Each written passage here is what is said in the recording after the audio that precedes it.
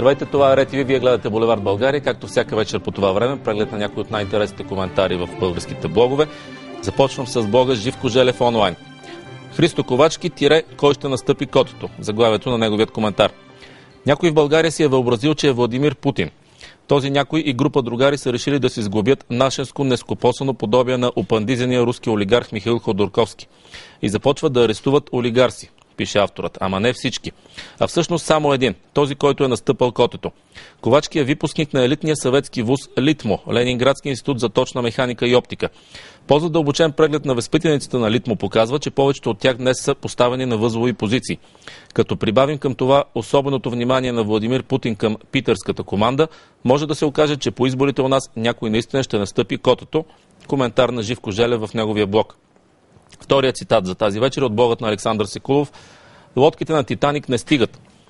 Трескав наплив на провинциални милионери към партийни листи или сформиране на нови политически формации за предстоящите избори се забелязва. Действията срещу Христо Ковачки показват, че властта има сериозни аргументи за криминална дейност, укриване на данъци, присвояване на ДДС, трансформации на държавно имущество срещу всички местни милионери. Изход за тяхното оцеляване остава единствено политическата кошара. Особено след малко странното заявление на политическия ментор Първанов, направено от Мексико, че се оттегля от политиката. Нататък партийните листи за следващите избори ще приличат на спасителните лодки на Титаник. Малки, несигурни, недостигащи. И третият коментар от блогове за тази вечер е от блога на колегата Иво Инджев «Мутация на нацията». Ето какво е забелязал Иво Инджев. Вторият по тираж български всекидневник 24 часа излиза в петък вечерта на 14 ноември с сензационно голямо заглавие на първа страница, в което цитира президента Георги Първанов да се отказва от политиката след края на мандата си. Вечерното издание на вестника обаче мистериозно претърпява така наречената на вестникарски език мутация и се появява през деня в събота на 15 ноември без нито дума по въпроса. Преработена е изцяло първата страница на всекидневника, а от кореспонденцията от Мексико са останали само шегите и закачките. Всеки може да си направи изводите докъде стига дългата ръка на цензурата в България, пише Иво Инджев. Защото не става дума просто за мутацията на един вестникарски брой, а на самото ни общество. И последният четвърти коментар за тази вечер от блога на Радо БГ. Въпроси около АЕЦ Белене. Авторът цитира изказвания на хора от властта по тази тема и пита, а къде е българското общество? Как гледа на всичко това? След цитат за стойността на проекта, авторът отново пита, със свои пари ли? Господинът иска да каже с наши пари, на които явно някои хора вече гледат като свои. Как тези хора решават за какво има милиарди и за какво няма? А сигурността? Една руска АЕЦ гръмна, потъна и ядрена подводница, в която загинаха всички, възникна инцидент в друга с 20 жертви. Хората не си купуват руски автомобил, ние ще си купуваме АЕЦ. Къде е общественият дебат по въпроса? Пита автора, това беше и последният цитат от блог за тази вечер. Ако искате и вашия блог да попадне в тази селекция, пишете на bulgaria@retv.bg.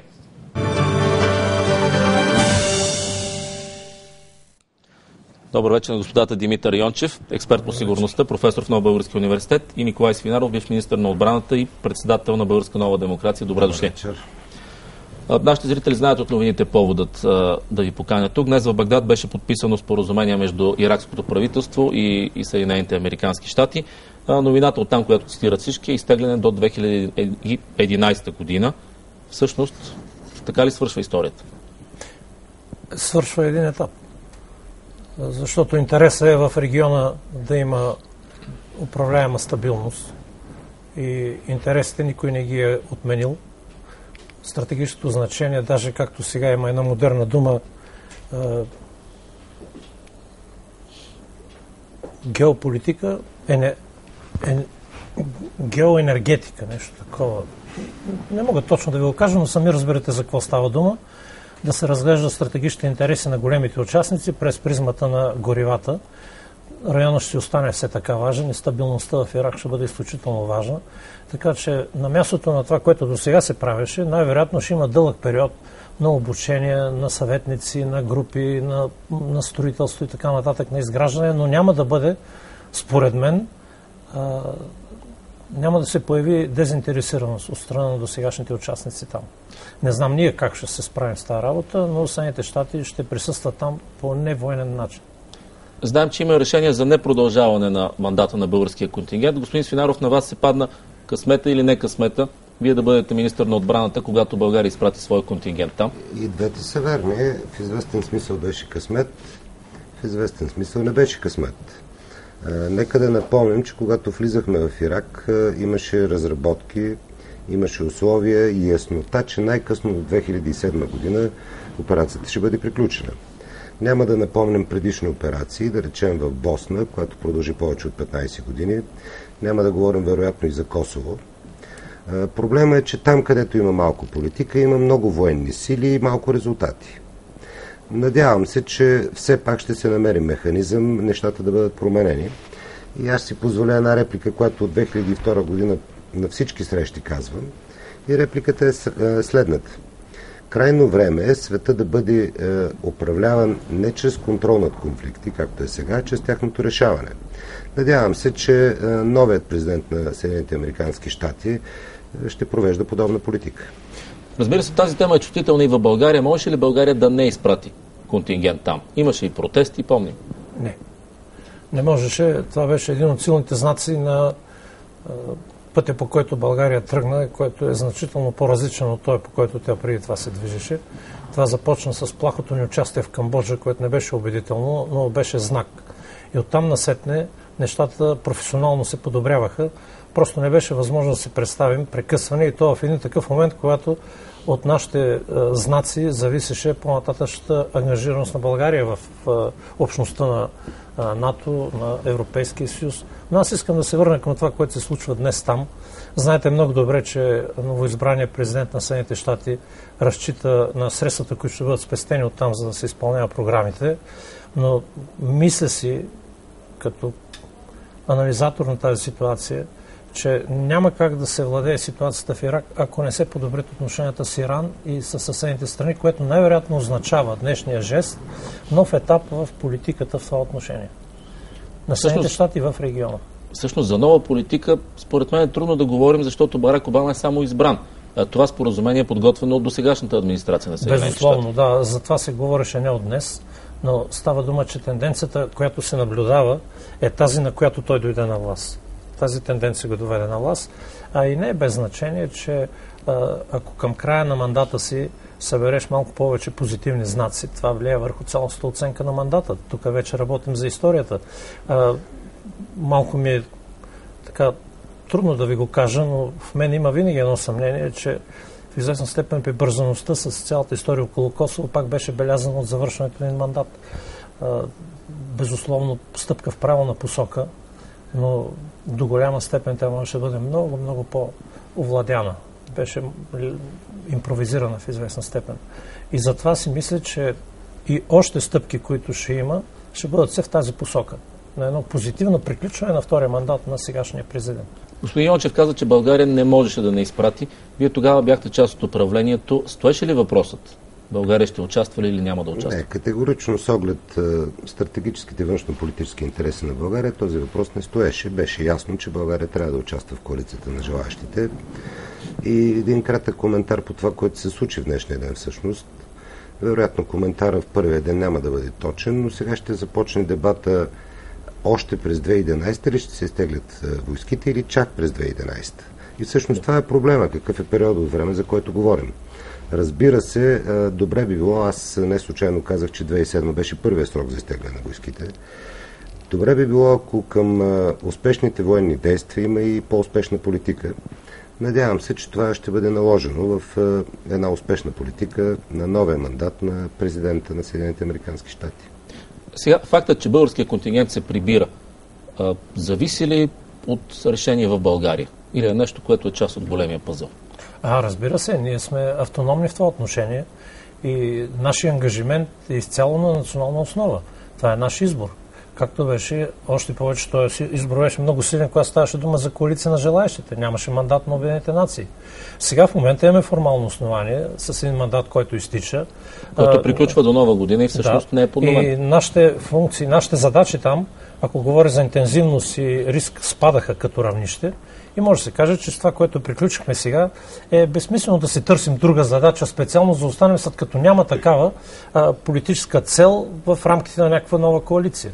Мисля, че политически се изчерпа, не само технически нашето присъствие. Но този факт беше шумно огласен във вътрешната политика. Премиерът и лидер на БСП каза, че така БСП изпълнява едно от предизборните си обещания – изтегляне от Ирак. Ако към тази тема прибегнем до политика, ще стане разговор много сериозен. Политическите обещания на един кандидат за участник в избори не се осъществява в последните 6 месеца на мандата. Не мисля, че една международна конюнктура трябва по някакъв начин да се приписва на който и да е като изпълнение на вътрешно-политически ангажименти и обещания преди избори. Някакси няма как да приема тази теза. Защо означава ли това, че при друго ръководство България може да остане? Или нали свършва мандат на точно това казвам. Въпрос на конюнктура е и външно-политическа, и вътрешно-политическа преустановяването на мандата на български умиротворителни сили в Ирак, а не е въпрос на изпълнение на предизборни обещания. Това можеше да се случи, а можеше и да не се случи. По никакъв начин не зависи от управляващия кабинет и от управляващия на Българската социалистическа партия. Това исках да кажа. Има ли вътрешно-политически прочит в тази история? Когато се ангажирахме с това участие, ние търсехме близостта на Съединените щати като евентуален техен съюзник и я намерихме и сме действително много тесни съюзници. Ако трябва да изброяваме останалите държави, даже и в НАТО, Съединените щати са приоритетен съюзник на България. Заради това имаме съвместни обекти с присъствие, заради това имаме програми. В момента си говорим с вас, имам посещения и така. Искам да кажа, че този избор е сред най-важните външно-политически фактори, които определят една политика. И когато идваш на власт, предизборните обещания звучат добре. Те не са само в тази област. Поначало знаете какво е предизборно обещание, но когато се сблъскаш с реалностите на политиката, на тия слагаеми, виждам го вече не един път и на президентско равнище, и на равнище изпълнителна власт, получава се нещо като отрезвяване. Виждаш, че маржа не е толкова широк, колкото си го мислил. Сега в един момент конюнктурата разшири маржа и се настаняваш вътре. Човешко е, разбирам го. Но едва ли влиза в разряда на нещата, които сериозно трябва да обсъждаме тук. Вижте, вие поставяте много сериозен въпрос, който отнася към геополитическото равновесие в света. Изведнъж почвам да си говорим за предизборни игри, които доста олекват на този фон. Аз бих искал да останем на едно ниво. Преди да продължим, ще добавим още едно мнение в нашия разговор. Господин Ахмед Талиб, който е журналист, преди години работил като журналист от Ирак, но дълги години е избрал България за свое място за живеене. Добър вечер, господин Талиб. Добър вечер.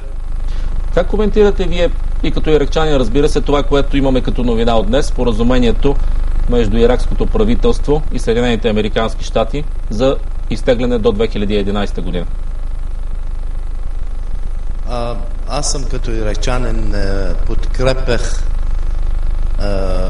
операция за освобождение на Ирак тогава и още мисля, че една дългосрочна отношение с американците ще бъде добре за две народи и две правителства. Сега вие го казвате това, обаче на много километри от Ирак. В самия Ирак знаем, че Съединените щати не са любимец номер едно. Не е точно така, защото, знаете, мас-медиите са различни и различни отразяват гледна точка на дадени групи. Важно, че нашето правителство в Ирак, избрана директно от иракския народ, тя подписа този договор и това е най-важното. Вие оптимист ли сте? Има ли способностите, ресурса иракското правителство да се справи само или с по-малко помощ? В какъв смисъл? Да се справи с ситуацията в страната от тук нататък.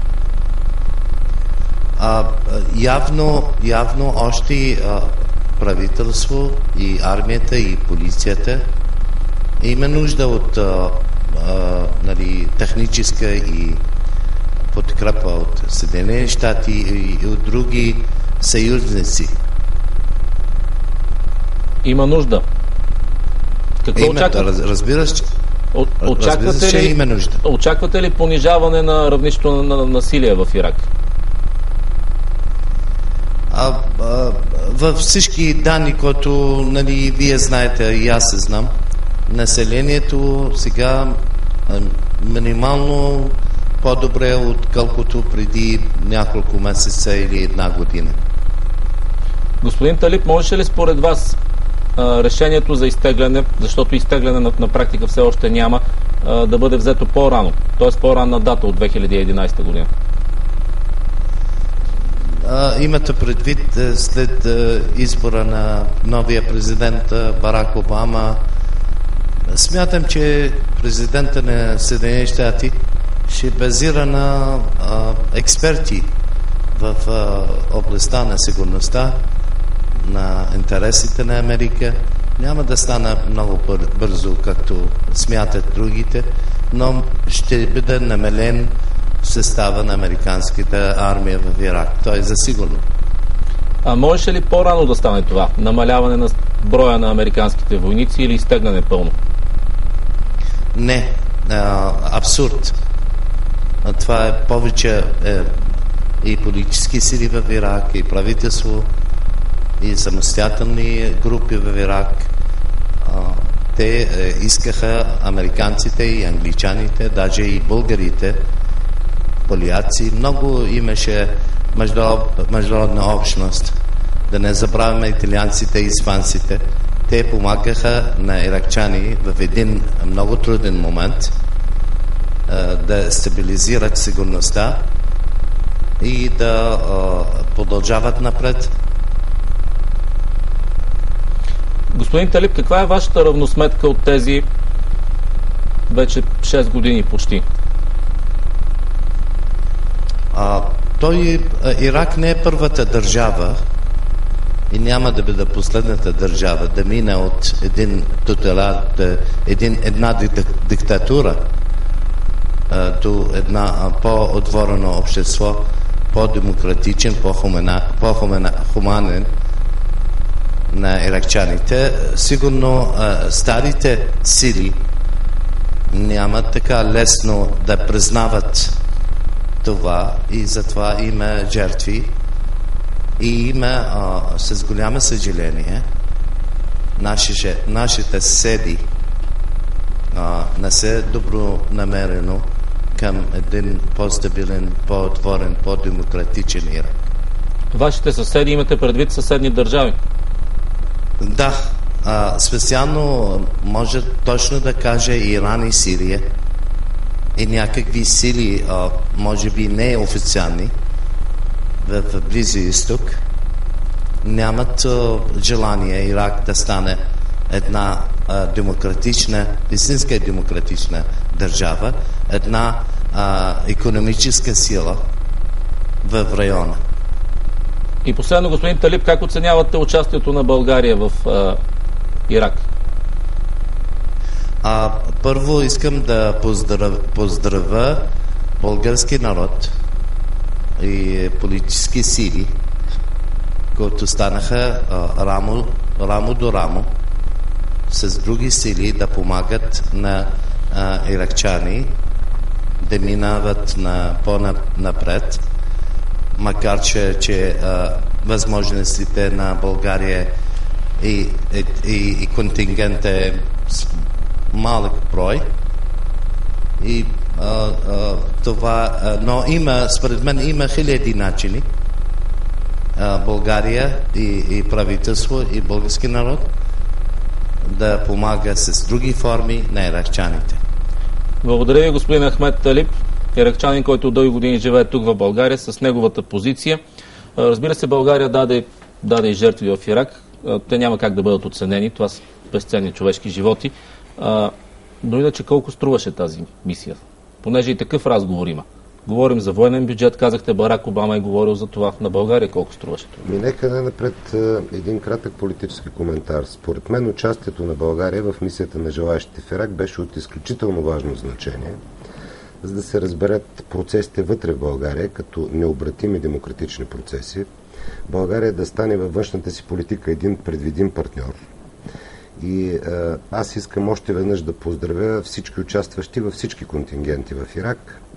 Сега говорим за Ирак, няма да разпростирам темата и за контингенти в други държави, които направиха възможно отстояването на националните ни интереси извън територията на Република България. Това за мен е от изключително значение. Разбира се, че жертвите не могат да бъдат оценени и жертвите са част от тази необходимост, не политическа, национално отговорна необходимост, която ни изпрати в тази мисия на желащите в Ирак. Никога не можем да забравим, аз също лично, защото бях и министър във времето, когато най-големите жертви в Ирак, българските контингенти дадахме. Но изключително важно е да поздравим всички участващи в българските контингенти, защото те от военна гледна точка изпълниха политиката на Република България и според мен това е един изключителен принос. И все пак ми отговорите колко струва, да. Аз едва ли мога да кажа всички контингенти колко струват, но според мен е пренебрежимо малко с оглед на изключителните политически заслуги, които участието в този контингент доведе на България. Ако някой може да направи анализ за колко български инвестиции дойдоха заради това, че България е сигурна държава и предвидима държава в политическо отношение през последните няколко години, вероятно ще разберем, че сумата, която сме изхарчили, е пренебрежимо ниска в сравнение с резултатите, които все пак можете да кажете, поне докато вие бяхте министър, годишно? Годишно някъде около между 60 и 80 милиона лева беше контингента, докато аз бях министър. Говоря за всички мисии, не само за Ирак. Да, от тук нататък, господин Йончев, българските военни се прибират преди Нова година. Какво обаче участие България може да има в бъдещето на Ирак? Казахте, изключително важен стратегически район. Да, в този смисъл България ще продължи да участва, предполагам. Още преди години имаме опити да се намесим на ниво на подизпълнители, да сътрудничим във възстановителната част. Сега с обучението сигурно ще продължим, както в Афганистан го правим. Но бих искал да ви кажа, че нашия колега от Ирак много внимателно спомена, че движението се извършва от една диктатура към едно по-отворено общество. И аз ценя това е негова внимателност, защото той не каза към демократично общество. Това е един от много сложните и тъжни въпроси на нашето съвремие. Една мюсюлманска държава много трудно се възприема от европейското мислене. Аз визирам в момента на Турция, която повече от 80 години се бори за да елиминира фундаментализма и да стабилизира едно демократично живеене, но европейците виждат образа и като неприемлив и не искат да живеят заедно с тях в една общност. Допускат ги да вършат черната работа в Европа с милиони, но не могат да си представят, че те ще бъдат заедно в една общност. При Ирак е още по-сложно. Значи ние имаме да извървяваме един много сложен цивилизационен път като отговорни държави, и които смятаме себе си за лидери на прогреса. Така че добре е България да присъства там, добре е да свикваме с мисълта, че говорим за хора с различна съдба и с различна ориентация в културен и религиозен план, но това са хора като нас. И мен много ме потиска това високомерие, което се забелязва по несъгласието с... Знаете ли, във френската преса, например, напоследък се разказва една история как в едно семейство в Турция изнасилили една девойка и после баща я убил, защото тя била изнасилена, опозорила семейство. Аз не искам да живея, ми казва обикновен французин, с такива хора, които убиват децата си. И когато си му кажат, добре, при вас преди 2 месеца две проверяващи от Министерството на труда отидоха при един фермер да го проверят за условията на труд, той ги закласи се набрадва. Аз не искам да живея с фермер, който коли чиновнички. Това вика изолиран случай, той е психопат. Значи, вижте, улица в една посока. И заради това измисляме огромни конструкции. Саркози измисля общност на Средиземноморието.